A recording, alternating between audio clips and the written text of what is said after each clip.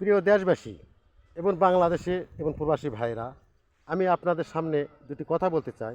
সেই কথাটি হলো কি, যদি ভুল ত্রুটি হয়ে থাকে ক্ষমা করে দিবেন।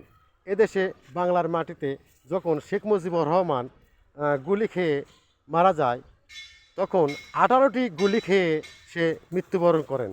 তার জানাজার নামাজে মানুষ হয়েছিল মাত্র 9 জন।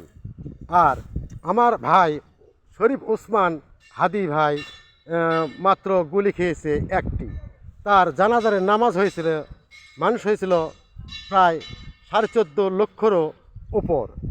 তার একটা আশা ছিল 32 বয়সের এক যুবক এমপি হতে চেয়েছিল, কিন্তু মহান রব আল্লাহ তাআলা তাকে বাদশা বানিয়ে তার জিম্মায় নিয়ে গেল। হাদির মতো এমন মৃত্যু কয়জনের কপালে জোটে? মরতে তো হবেই, তবে বীরের মতো মৃত্যু হলে সমস্যা কি? কথাটা ভুল বলছি না ঠিক বলছি? একটু কমেন্ট করে জানিয়ে দিবেন। ধন্যবাদ।